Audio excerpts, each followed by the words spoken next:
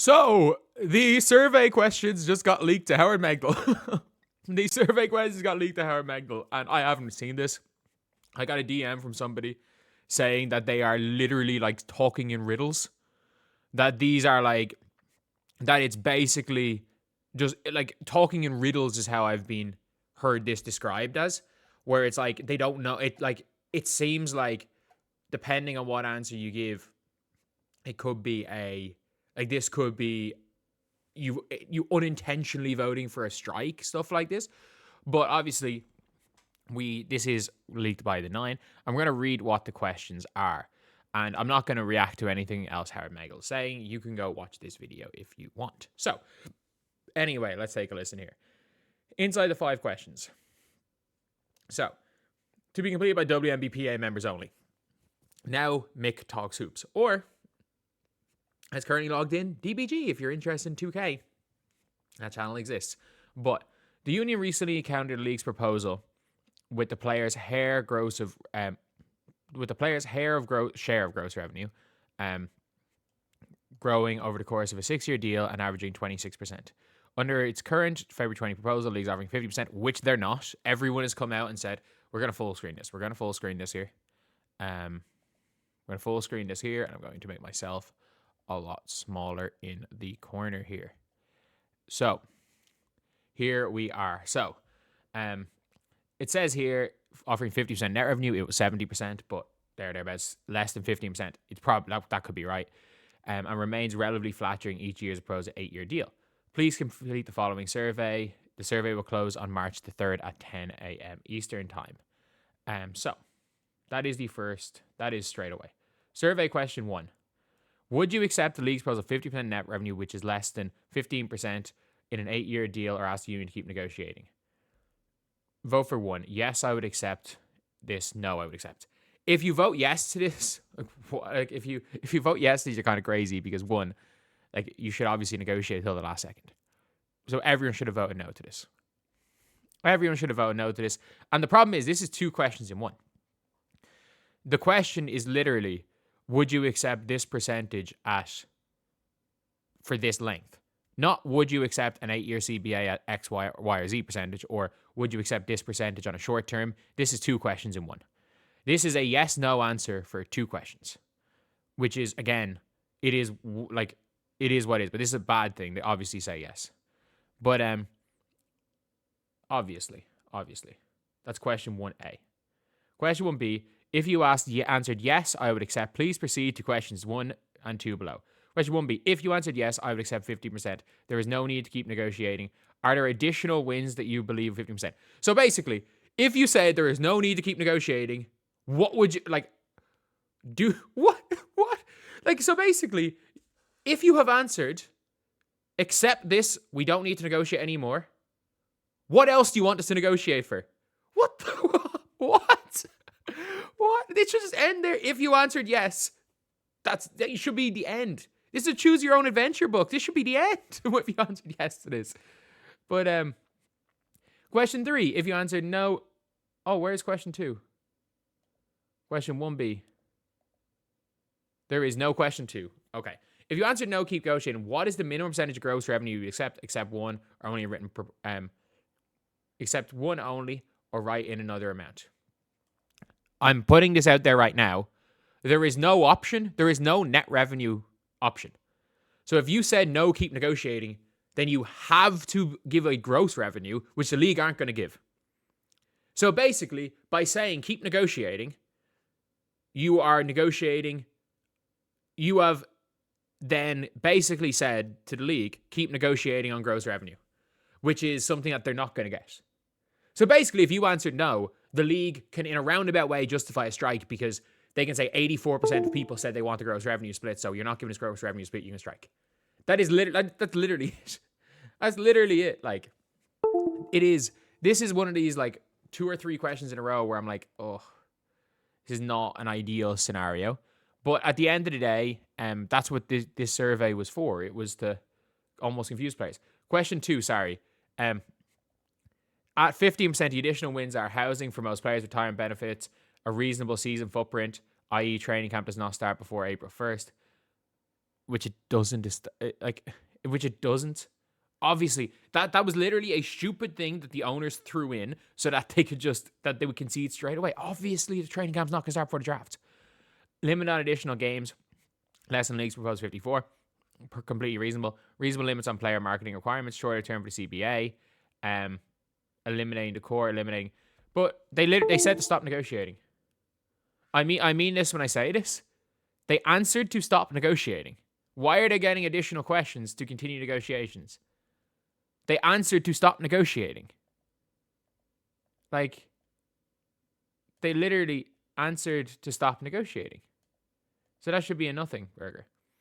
But at the end of the day, select your top 5. Players should negotiate for that.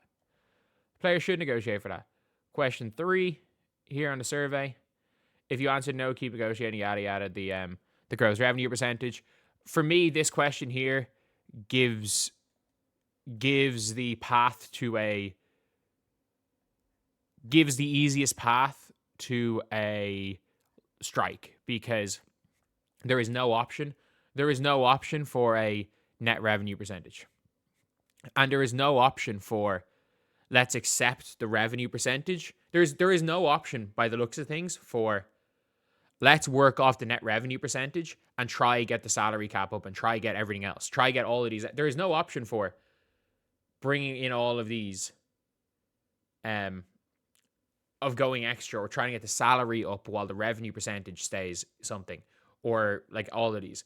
And you could argue maybe that's the case for the extra wins, but those 15% of people literally said to stop negotiating and just play, or 16% said to stop negotiating.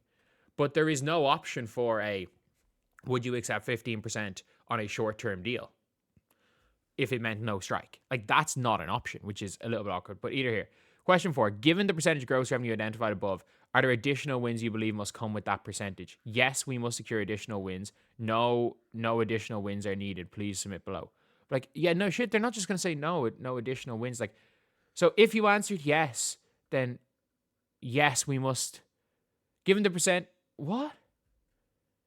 So basically, they're trying to say if you concede on revenue percentage, for you to concede on revenue on gross rev percentage, is there something else you need? On top of that. Which, I mean, it kind of makes sense, but this is like they're asking 2-3 questions in one. Like, this is confusing. This is genuinely. Is that it? Is that all the questions? Is there no question 5? Is there no question 5? Like, it's just confusing. Like, it's one of those things where I kind of get it. But like, this is quite a few of these are confusing, and also it doesn't give the option of it says here, select your top 5 additional wins if you get 15%. Like, it doesn't give the option to write in of being like, okay, we will accept some shorter term, we'll accept X, Y, Z. On a longer term, we want this. It doesn't really allow for that, and I think that is awkward. It is awkward, and I don't know if the purpose was to confuse anything, but it is confusing. Like, it is confusing. Is there any comments here? 0 comments. 0 comments from Howard Megel. But he does say what was the survey for, which is about a 2-minute section. So we are gonna react to this part and bits and pieces of it. So let's take a listen. It is not a survey that reads to me and I've, as reported in Basketball Insider, it does not read to those who took it and those who have reviewed it, familiar with what happened, as a survey designed to elicit neutral data that the PA can use. No, absolutely not. It's there to justify a strike. Like, that is what that's what it's for. And I think even the biggest proponents, even the biggest like fans of the PA, and even the biggest people pushing the PA, can admit that this is there to justify a strike. This is for the players so that they can justify a strike. This is so that the PA, and even people that are most pro PA are going to use, will admit that this survey are asking questions. So that even if you want to say, even if you're favorably looking at the PA, and you believe these surveying questions are justifying a strike for the good of the players, or you're looking at this in a negative way and think they're trying to burn down the league, just out for whatever reason, it's very difficult to look at this scenario and not think that these questions are geared towards a justification to strike, because they clearly are.